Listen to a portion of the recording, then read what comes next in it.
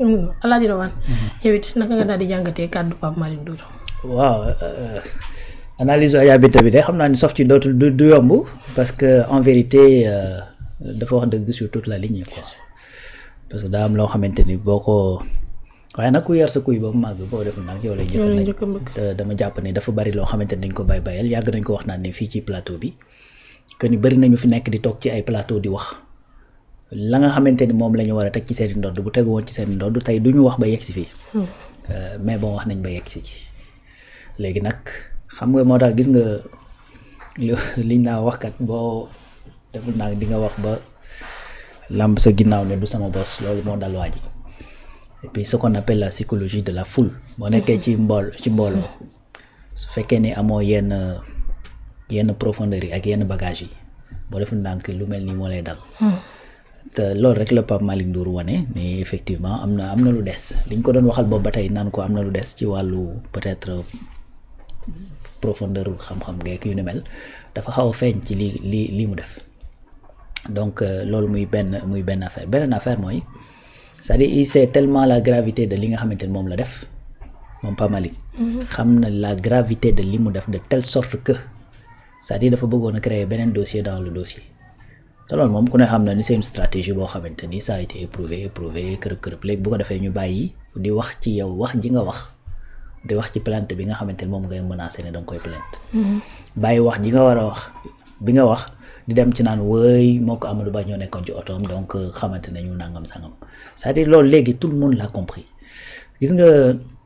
en fait quand Ablaye Wade toujours ma wax leen ko bi Ablaye Wade naan procès politique ça se gagne dans la rue et non pas dans les tribunaux il faudrait d'abord que nga am un procès politique il faut d'abord comprendre loolu n'est-ce pas parce que si le procès n'est pas politique noo koy gagner dans la rue nan nga ko mën a qualifier jox ko contenu politique te léegi sénégalais yi gis nga te malheureusement beaucoup d'hommes politiques yeewooguñ ci loolu ba tey gis nga niveau de maturité peuple sénégalais bi ak seen yeewute ça da leen a dépassé di dem di wëy moo tax souvent dañuy am lu leen bett ci li nga xamante ni mooy le peuple sénégalais gars yi gis nga bu fekkee da nga toog def li ngay def ba pare nous sommes capables déglu wax ji segg ci li nga xamante ni moo ci liy wàllu yoon ak li ci dul wàllu yoon loolu sénégalais yi capable nañ ci loolu ci def effectivement cette différence Pape Malick depuis combien de temps ñi ngi koy accuser lu garaaw mu jëm ci wàllu torture ak traitement dégradant ak recruter lu jëm ci wàllu nerveeg ñoomin seen di ko tudd même dans certains rapports yoo xamante ne dafay nekk lu ci mel ni par exemple affaire Prodac beeg ñoomin seen mais mosoo ko dégg mu ne dafay plainte pourquoi bi yoon nii ñu ne ko yow sa wax ji nga wax fan nga ko teg mu ne damay plainte donc là c'est pour te dire que ni moom ci boppam il comprend la gravité de ses propos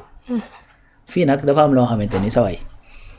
fa mu jàngee la gars yi jàngee te des fois sax bari na ci réew mi ñoo xamante ni ñoo ko raw foofu ca foofu mu jàngee du dëgg donc expérience bi nga xamante ni jot na ko fee am as néew expérience boobu la nit ñi am fii xam nañ lan mooy gouvernement de transition loolu t'as pas besoin de traduire soxla woo ngay traduire gouvernement de transition n'importe qui sait xam na lan mooy gouvernement de transition naka ngay defee gouvernement de transition su fekkee da nga dem élection ñu gagné la normalement da ngay transiter pour jëm fan naka ngay defee gouvernement de transition su fekkee yeggale nga sa mandat ba mu jeex su fekkee yeggale woo sa mandat lan moo la ko mën a xañ yi nga xamante ni constitution moom la prévoir mooy les cas d'indisponibilité nga feebar wala nga décédé au pouvoir ñu ne nañ la remplacer par le président de l'Assemblée nationale loolu loi moo ko prévoir loi te xam nga loolu Macky dugg ci parce que ka lay remplacer président Assemblée nationale Macky bu ci duggee lu ko ci dugal ak nan la ciy duggee donc ce qui veut dire que li ngay wax te loolu man nii ma ko xamee nii di ko wax Pape Malick Ndour le sait très bien. Effectivement. ni ma ko xamee nii ba di ko wax xam lan mooy gouvernement de transition xam à quel moment la ñuy wax gouvernement de transition c'est-à-dire boo ne woon gouvernement d'union nationale sax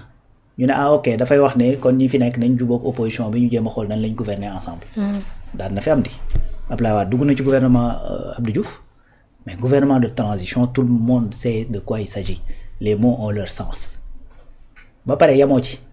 da nga ne jox ko Macky mu yeggale ko. kon kay da ngaa dagg mandat bi bu ko constitution daggul ci cas yi mu prévoir boo ko daggee noo koy daggee nan nga koy daggee donc encore une fois moom ci boppam moo la gën a xam li mu def moo la gën a xam la gravité de ses propos moo tax mu jóg naan woy damay plainte gauche droite et cetera ki demee noonu mais ça ne passera pas du tout ndax xam nga lu tax c'est-à-dire dans ce pays dañoo am lu ñu bokk ñun ñëpp. muy le Sénégal ah kenn ëppale wu ci kenn nag yaa ngi dégg am na ñoo xamante ne dañuy jël la décision bañ a toog di wax di dugg ci yenn kii am ci nekk ci nekk d'autres ont pris la décision de parler mais fii kenn gënu fi ëpp fit kenn gënu fi doon Sénégalais kenn boo fi waxee lu waxul danañ la ko rappeler ba nga dégg ko ne la lii nga wax teguwul fenn te li nga xamante ni moom nga wax dafa am lu ci yoon prévoir na tegu ci sa kaw. comme tey boo jàppoon un agresseur fii ci mbedd mi di nga naan dañ ko yóbbu tëj damm caab bi yaa ngi dégg wax bi comme boo jàppoon fii ab sàcc tey nga naan dañ ko yóbbu tëj damm caab bi noonu la loi tere li nga xamante ni moom la Pape Malick Ndour wax keroog ci rassemblement ba te effectivement les gens vont continuer à dire que dina ci yoonal mu tudd Pape Malick Ndour rek mu tudd keneen na ci bokk yam Binta nag li mu ci wax c'est je partage à 100% su fekkee da nga nekk ci dara ñu la ciy topp leneen feeñ dañ lay topp ci loolu. du dëgg da ngay topp nit sax ci ab dossier mu dem ba ci biir ñu tudd ci turu keneen ñu dem jëli kooku donc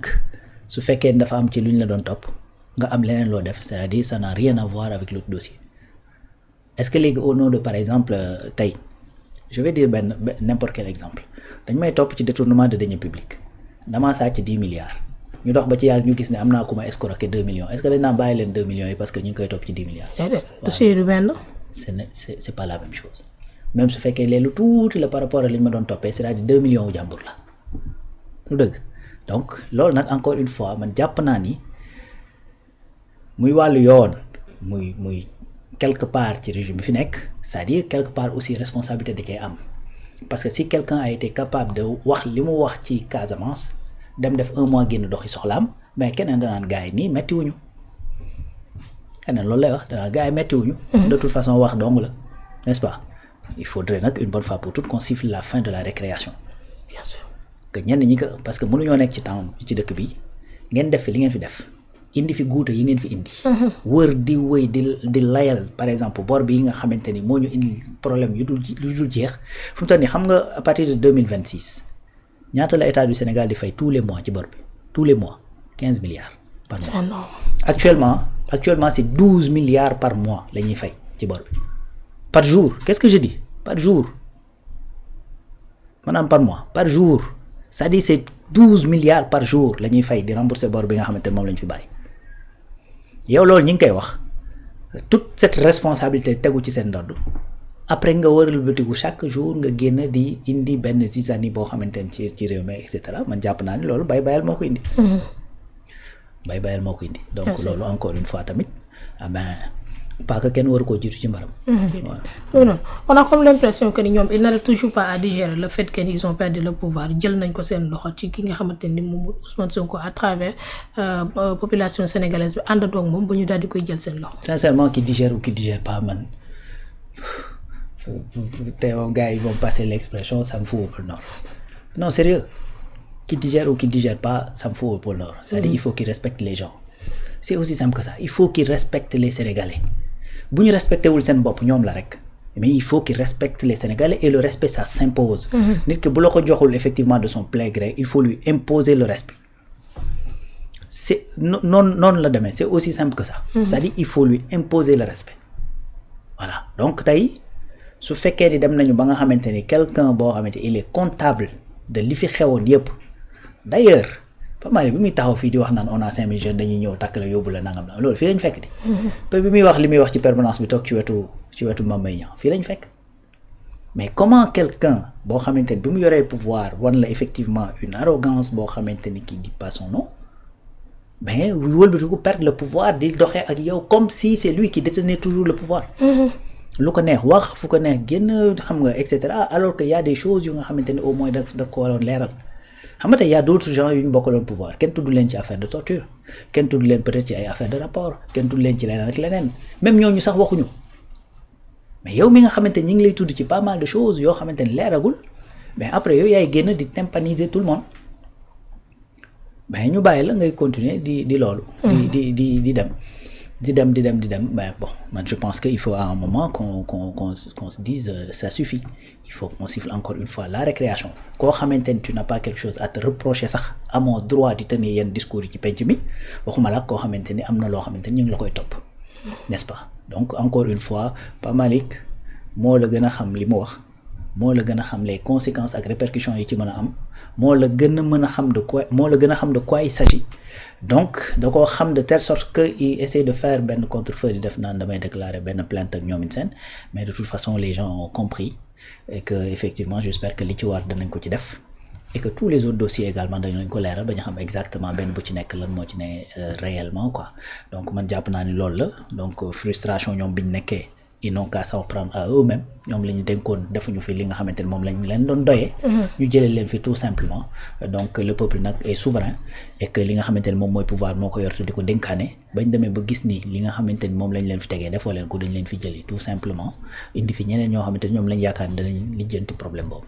lépp nag c'est vrai mënta jógandoo rek jagandoo mais il y a des préalables te man jàpp naa ne préalable boobu dafa bokk ci liy indi stabilité dans ce pays mooy koo xamante ni dafa am look yoon ñu dem ci ba jusqu'au bout ba nga xamante ni dana leer ci bopp sénégalais yi ni moo def ñu teg ko daan ñu ko war a def bu leer bu ñu gisee ni deful ñu ba ko mu dem doxi ay soxlaam mais waruñoo mën a permettre qui que ce soit dans ce pays muy taxaw publiquement di wax genre propos yi nga xamante ni moom la Pape Malick doo tenir. alors Bintalay toujours li nga xamante ni moom moo daal di nekk justice day daal di ñëwaat ci côté boobu par rapport ak li nga xamante ni moom moo di laisser-aller bi nga xamante ne am na ci genre de personne yoo xamante ni comme ni ko le premier ministre waxee woon am na ñoo xamante ni nii bu doon tànn